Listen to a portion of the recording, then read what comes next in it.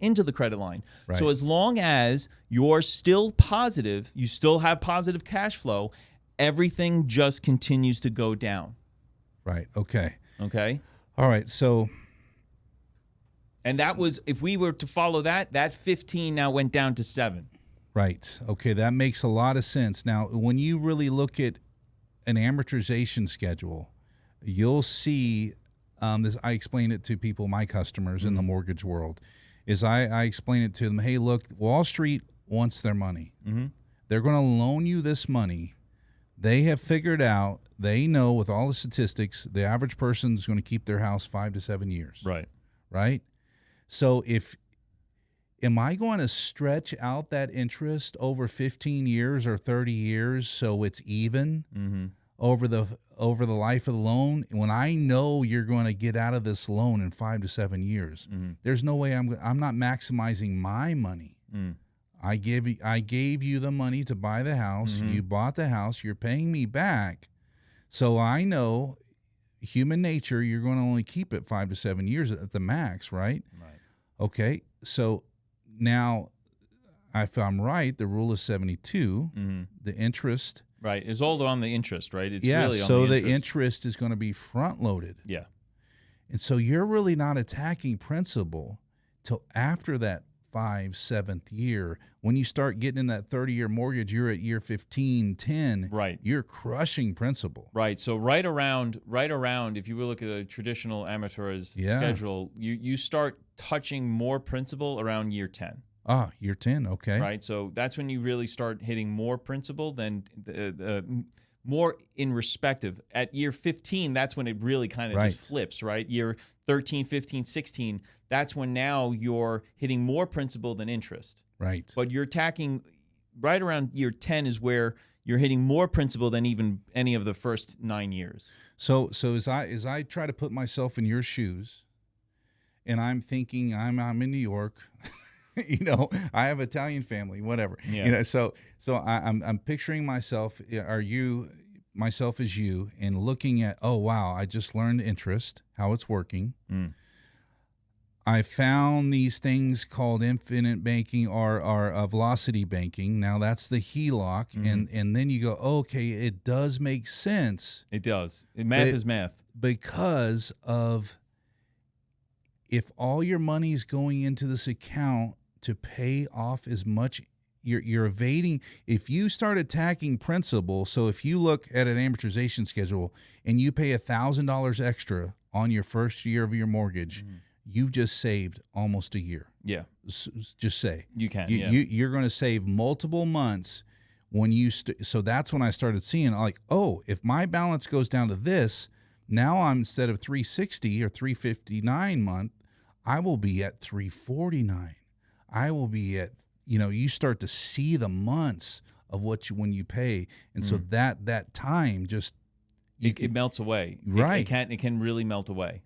And so with this HELOC thing, it's gone though. I see that's the whole point with the HELOC and the first lien. Right. First lien. Right, yeah. Because second lien is different. Second lien is just you took the equity out. You still have the mortgage payment, and now you just got the equity. You got to have one mortgage, right. and it's a HELOC. Right. It's a home equity line of credit. First lien. And so, on a home equity line of credit, for those who don't know, you're not paying any principal. If you just pay the minimum, you're just paying interest only. Correct. And so when you attack interest only, if you attack the interest, you're crushing. It's really just it satisfies everything. So your regular paycheck will satisfy the at least the interest payment alone. Right. On the first lien type of HELOC. So it drove the speed in which we were seeing everything going. So now it took that 15, and again, you still need to be disciplined. Sure. This is where people kind of go off the rails. I love that you talk about it, because I was going to mention this. No, you need to, because again, now you're going back to credit card, and studies show that it's much easier to swipe a card than it is to hand over a dollar bill. Right. Okay. So that's a physical reaction, right? Mm-hmm. It's emotional reaction. You still need the discipline to say, I'm only spending this much on this for this month on this particular item. It's just everything is going to the credit card, so you're floating it. That's all that's different. Right. Now, where Dave Ramsey, to get back to Dave Ramsey, because he would say I'm doing it all wrong. I'm stupid. Well, and I think the reason is not that it's wrong. It's just against human nature. Yeah. And so, hey, look, this is my audience. Yeah. My audience is this. Not to say that your way is wrong, or it's just against human nature. If we follow human nature, most humans aren't going to have the discipline for sure, to change their lives, change their spending habits. For most of us, we're going to see, oh my gosh, all I have is my mortgage payment. Let's rock and roll. Yeah. Again, as we dived in more and I become more stronger with our faith, my wife and I, the one verse that kind of comes to mind that kind of ties into this is Romans 12:2. Okay. Where it talks about don't conform to this world and have like a renewing of the mind. Again, it's talking in different contexts there, but if you apply that to maybe this type of context or to anything, it's like you need to look at things a little bit differently, and you have to really understand and grasp that mindset. Right? That disciplinary mindset. Have that renewing of the mind. Don't conform to the world. The world is debt is great. Right. We were living the normal life. It's how the circle keeps going. We were living the normal life. Being a little contrarian might be a good thing. And again, having that renewing of the mind. Don't conform to this world. Well, if you don't look at it, you don't realize what's happening. Exactly. You got to look at it. You're absolutely 100%. You got to review it. So to get back to the evolution, the change, the metamorphosis, right? So now you're debt free. You are attacking your mortgage. You're doing a whole new thing. I don't even want to get into explaining velocity banking to your wife. That was very similar to the whole Dave thing. Yeah, it might have taken a while, right? And but let's take a step back. All right, so we've known each other for a little while. You grew up with your father was a physician. Correct. You thought you were going to go to med school, and then you decided to change to pharmacy. Then you evolved into a nuclear pharmacist. Yeah. You have this rock and roll career. You're a smart guy. You can lead. You can talk to people. A very great communicator. Thank you. and now, and teacher, right? And now coach. Did anyone ever say, "Hey, look, when's enough's enough"? Almost every time, because my wife has said that. My friend has said that. One of my best friends, Mike, he goes, "Dude, what are you doing more? What are you doing more for? Like, what are you changing? Like, what are you doing? Like, why don't you just stay with one thing?" And I'm like, "Listen, man, I'm maybe it's my father in me, because my father was again quite contrarian himself. He went against the grain on a lot of things. Well, he was a family physician, right? Yeah. He didn't change that, though. Yeah, no, but he even within his own practice, he didn't do things that the industry was going. He always pressed against how the industry was going. Sure, okay. My dad was probably still one of the only physicians left that did house calls. Oh, wow. So, he had patients that would just literally come in, pay cash just to sit and talk with him an hour. They didn't need anything. They didn't even need prescriptions. It was, "Doc, I just want to talk." Like, wow. That's how my father operated. Sure. And maybe it's just a little bit of that. Plus, he was an entrepreneur. He wasn't necessarily a great entrepreneur, but he was his own boss. And that's what I guess a little bit inside me wants to have. Well, if I look at it from the outside looking in, right, I'm thinking you're taught or you watch someone ask why. Why don't we do this? Why is this the norm? What is this medication? What is this practice really doing? All those kind of things. Let me investigate it. The services I'm providing, the medication I'm recommending, what's the outcomes? Right. I can imagine that.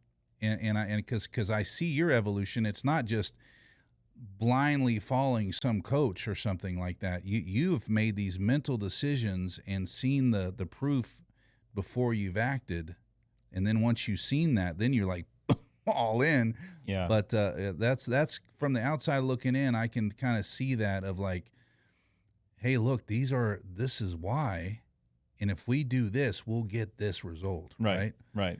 For sure. I even took that approach with my bodybuilding. When I did a bodybuilding it's like, show. when's enough? All right. Yeah. So I did that, and Wow. it's essentially the same thing, right? You have to do due diligence, what's called due diligence, Sure. or you have to do research, however you want to look at it. And my dad was very much into, they say medicine, they call it a practice. Yeah. Right. And there's a reason why it's called a practice.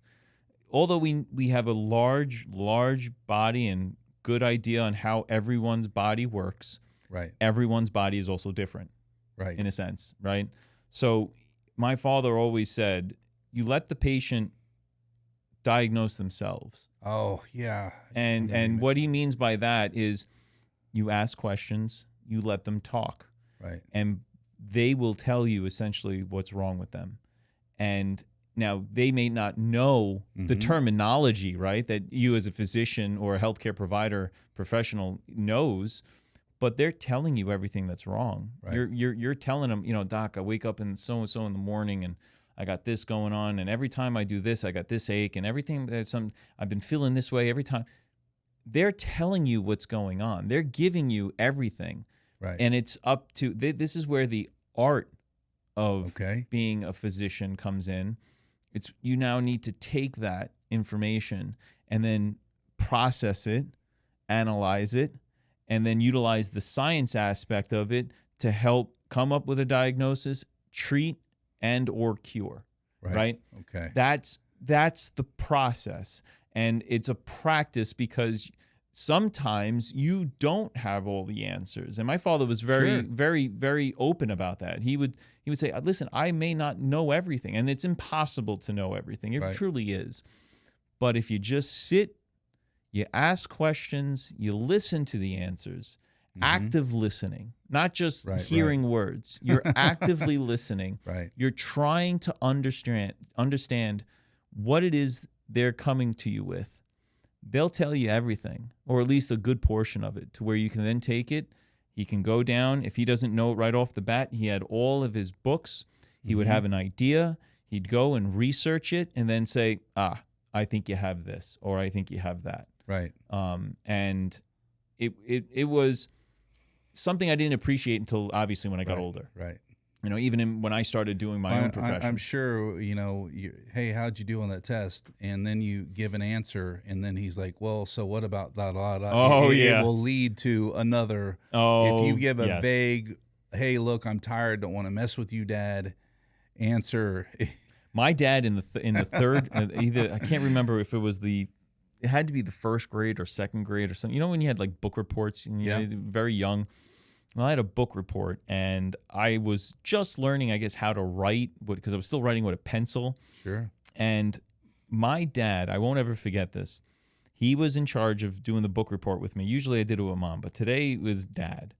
And I did that book report, wrote and rewrote about maybe 4 to 5 times because I was making certain mistakes that he didn't like. So he would erase the entire page and have me rewrite the whole thing. And then I would make another mistake, and then he would erase the whole thing, and I'd have to rewrite it once again. I did the same book report 4 to 5 times. Oh my gosh. And I remember towards the very last one, I had made one erasure. So I made one erasure, and I was hoping that he didn't notice it, because had he noticed it, again, he would have erased the entire thing, and I would have had to start again. So I look back, and you might sit here and be like, oh my God, that's cruel and unusual.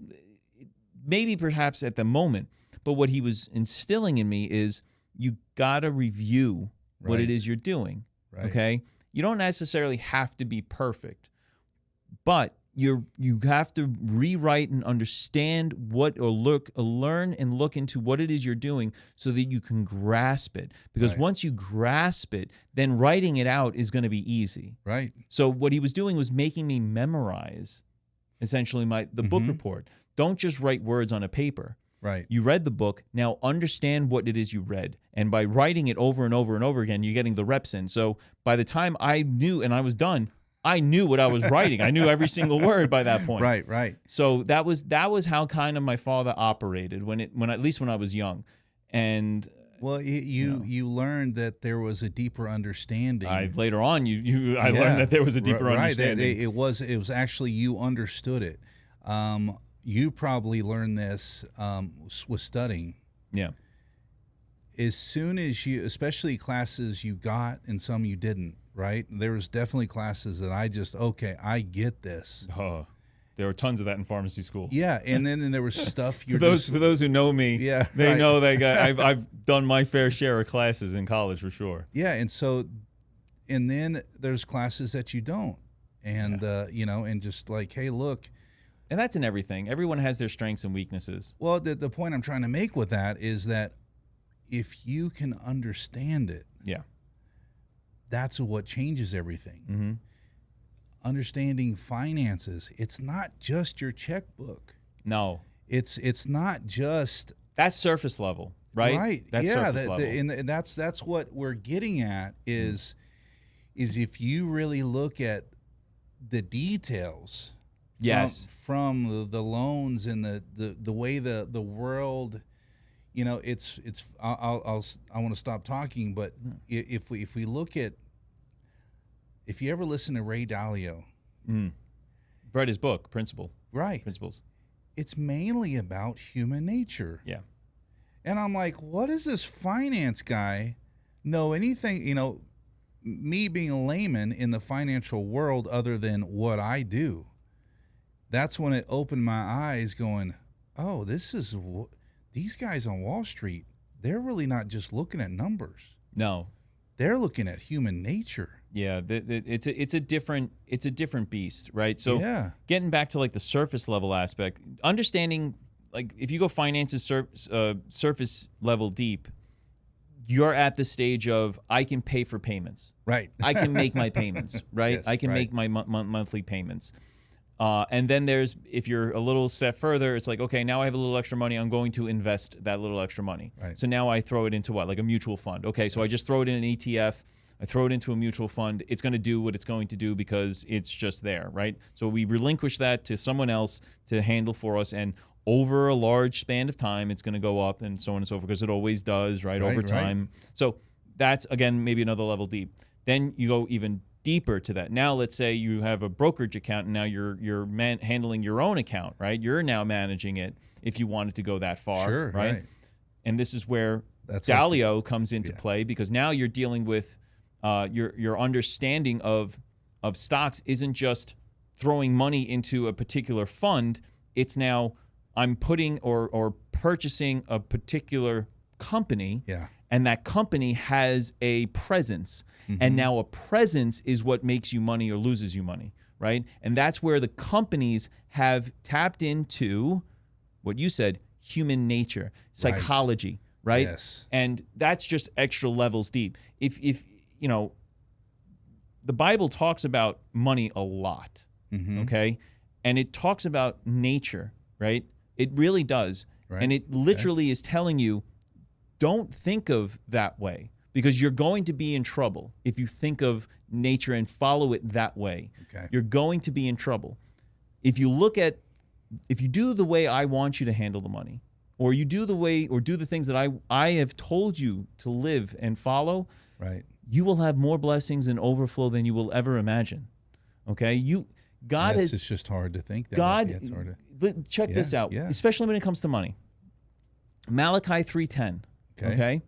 He talks about tithing. Now, tithing is 10% of your income going to the church. Right. Okay? That's what it's giving back to God. Again, you're giving 10% of what is already his back to him, right, so that he can now utilize it to the way he deems necessary, right? So that's what it is the only it is this blew my mind. It is the only instance in where God is literally telling people to test him. Now, you say, well, you're not supposed, in I believe it is in Luke. Luke is being tempted by the devil, right? And one of the things is that thou shalt not test your God. Jesus says it. It is written that thou shalt not test your God. Right. And then when I read this passage, it is the only place where God is actually telling his people to test him. So I said, wait a minute, there's a contradiction there. No. The contradiction where Jesus was talking about thou shalt not test thy God is you don't test him in questioning whether he's here or not. Meaning God is always here. Don't test him and ask him where he is, because that was at the point where if you throw yourself off, your angels will catch you, right? I'm not testing my God by throwing myself off and seeing where his presence is. You don't test him that way. Right. Here, the Lord is literally telling the people, I dare you, test me. Don't give me the tide and see what happens, but give me the tide. I dare you. Yeah. I test you. Give me all of your tithe, and I will provide more for you. There will be overflow of blessing. I love that. This is God is literally giving you a blueprint, and everyone just looks at it like, yeah, okay. No, he's test him. Yeah, test him. It's funny that it's not funny, but that's against human nature, right? It's 1,000,000%. How if I going to give you a percentage of what I have? How is that going to give me more? Right. It doesn't make sense, but it's not. That's to normal people, right? That's to normal people. This is your divine stewardship. Again, it's you're taking what is already his and giving it back to him because he's provided it to you, and now you thank him and essentially testing him. Listen, I'm giving it back to you. You've given it to me. I'm just giving you back a portion. You've allowed me to utilize the remainder of what it is you've provided me. Right. You want only your 10% back. I'll give you your 10% back, and in return, you're going to continue to bless me even more. Well, I like that you put it that way because it was his to begin with. It is. Right? Everything is his to begin with. All right. And so if we think about it like that, hey, look, I get to keep 90%. 100%. Yep. And so that's a cool way to think about it. And then, it's a mind shift, renewing of the mind, right? And but as you think about the testing portion of it, you break that down. And what I'm thinking about is that, hey, look, I did this. I don't know it's my faith, right? I'm doing it by faith. Mm-hmm. I'm thinking that, hey, look, he really is going to make sure I'm okay. Mm-hmm. And so if you put that into practice, then all of a sudden you get this new relationship. 100%. You get this new customer. And everything. Right. I can do everything through Christ who strengthens me. Yeah. It's simple. Yeah, I was going to mention one thing because as we're talking, the late Charlie Kirk, he said, I can't tell you anyone who's lived what the Bible tells you to do. I don't have an example where their life was worse. Right. Their life's always been better. It's true. Yeah, it is something very profound, I guess, in a sense, but it's also very simplistic, right? Because give me an individual, right? Name an individual who went fully in,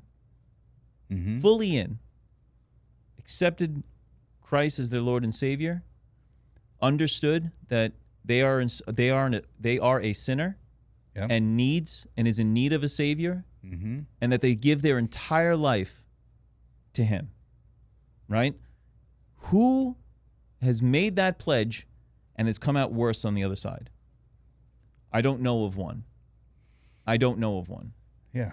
Because that is the most important. God is going to watch over you. Right. And he gives us a blueprint of what to do.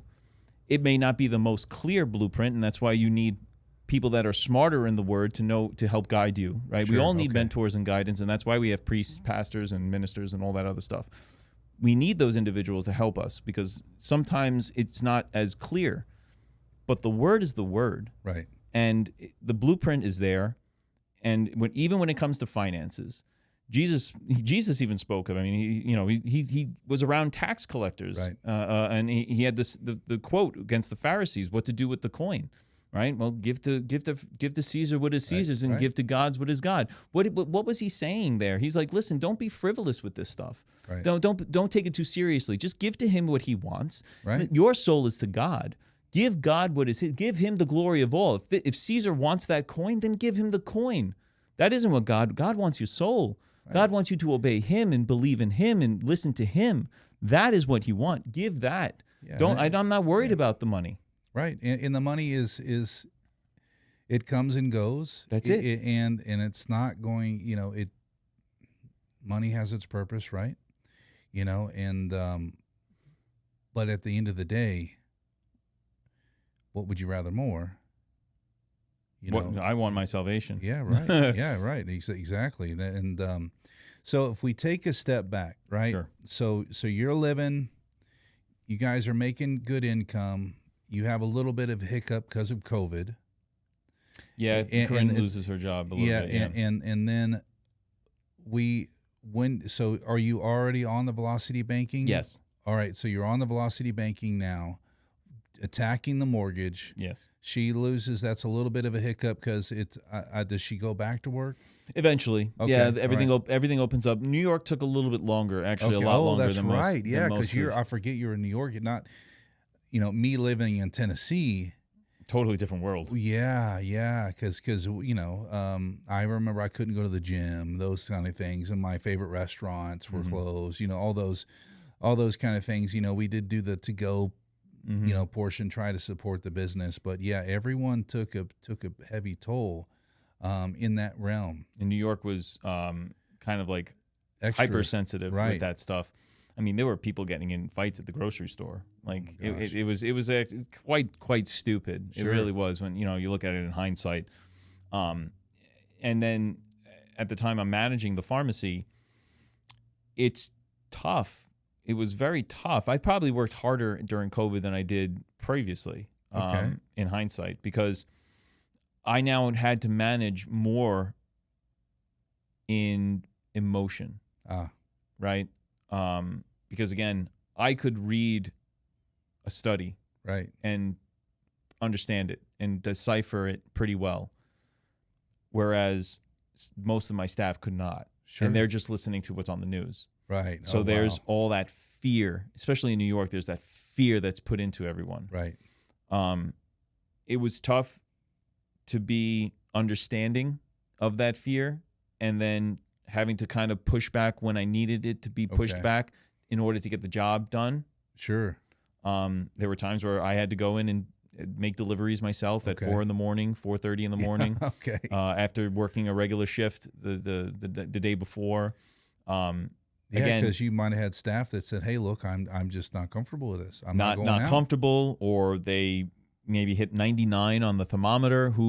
I had a guy who went to go deliver it in a hospital, and their policy was if you hit 99 or higher, you can't come in. Wow. So he hits 99 and he freaks out, drives back to the pharmacy, didn't complete his route, drives back to the pharmacy, just drops off everything, gets in the car and drives home.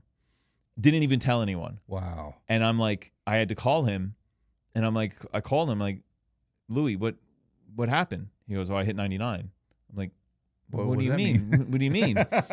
He goes, I hit 99 on the thermometer. I'm sick.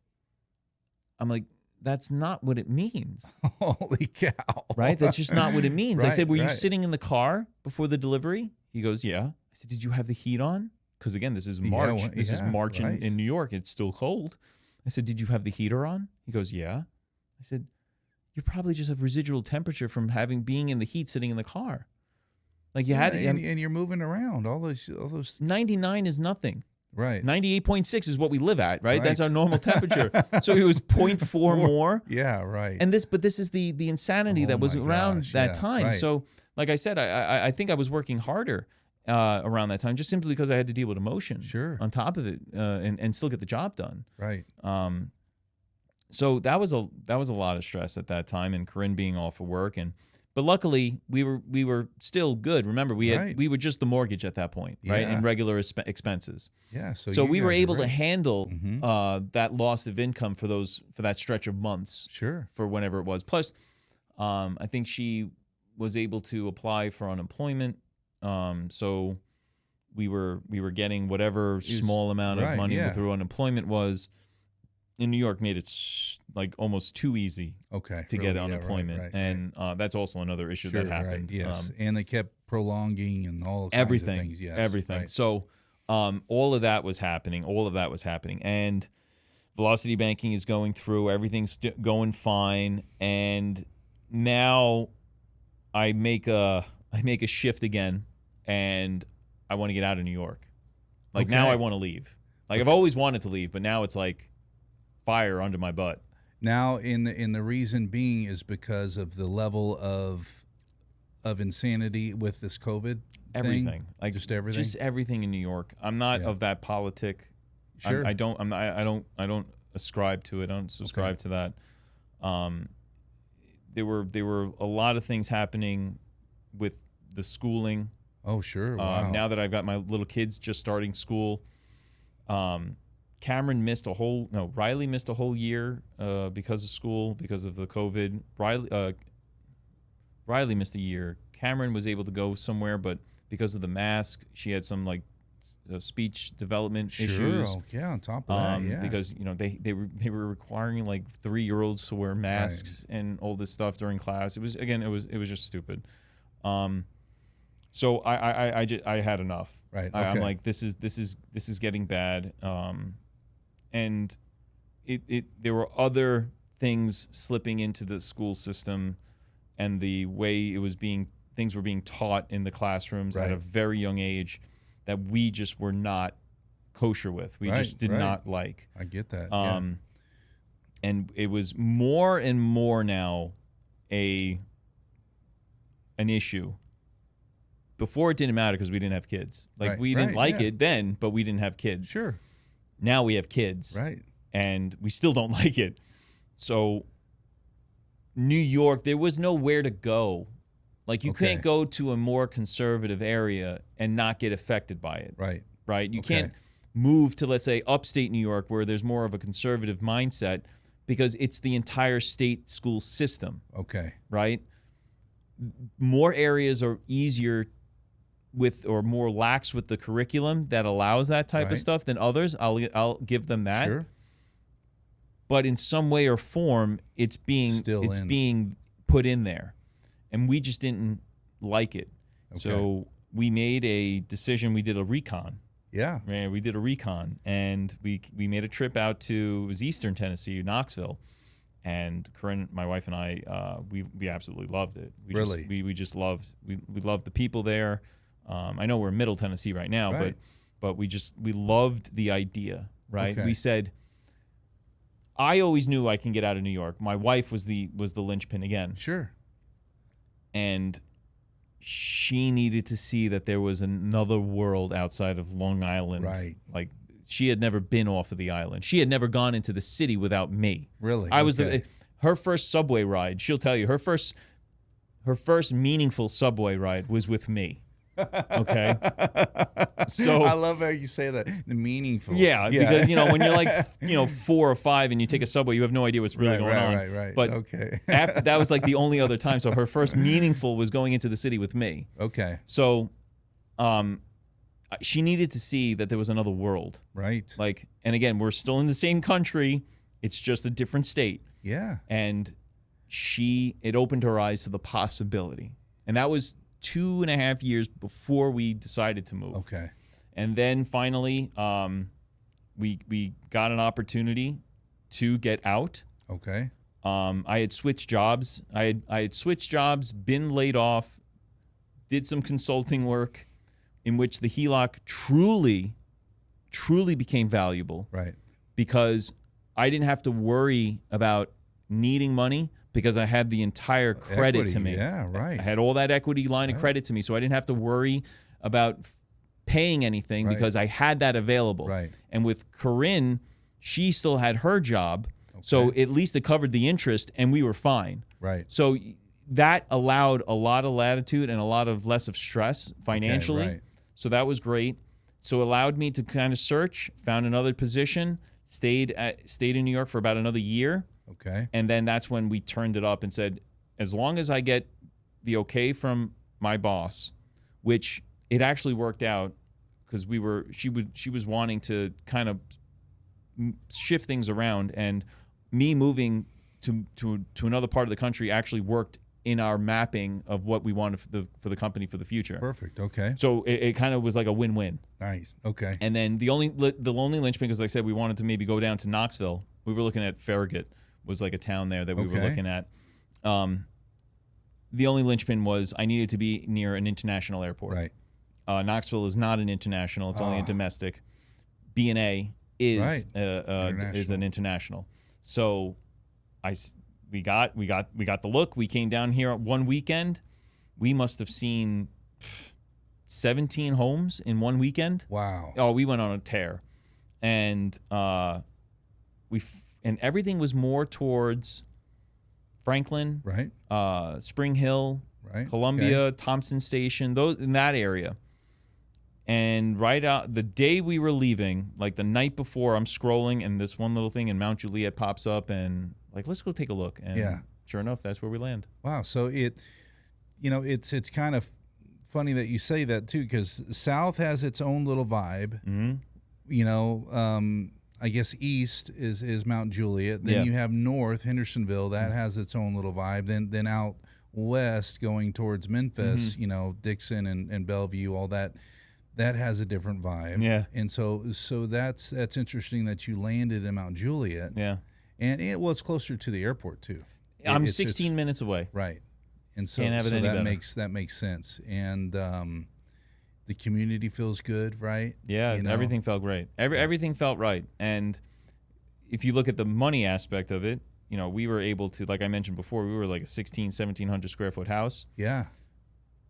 Again, 1,700 square foot, 3-bedroom, 1.5 bath. Wow. Okay. Yes. We had a garage, but we knocked the garage out in order to expand the living space. Okay. So I didn't even have a garage. Wow. Right. And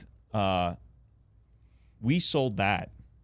We put it on the market for $849. Okay. We wound up selling for $880. Oh wow. $40,000 more. Yeah. Wow. So, and then our property, again, we were actually really aggressive in negotiation because when we saw that house, it was recon. We weren't intending on making a decision at that time. But this one particular house had everything that we were looking for, minus some minor things. And we were really aggressive in negotiation. Because you didn't need it. You could just... Exactly. Yeah, you could have stayed. So they wanted like $750 or something. We wound up purchasing it for $670. Wow. So selling a house for $880. And at that time, people are overbidding everything. All that kind of stuff. I had a client that paid $400,000 more. Yeah. Than the sales price. Yeah. No, insane. we had hit the market had hit a certain point where in this area, where the person was also desperate to get out. Okay. Because they had family in Florida and they wanted to get out, and the wife was hounding him apparently. So we were in a very strong position for negotiation as when it comes to price. So I took full advantage of that. And again, they wanted $750. First we came in at $650, and then they came back with a response, and I'm like, I thought they were going to just say, you're not serious. Yeah, right. See you later. Yeah. But I said, that's it, $670 max, and that's it. And they said, okay. And that was that. So we got really, really lucky there. And that's what accelerated everything. And then we only had about the remainder. I think we had maybe about $60,000 left total. In mortgage? And then within a year, it was done. Wow. And we were completely debt-free. Amazing. And I had a goal originally when this whole thing started to be completely debt-free before 40.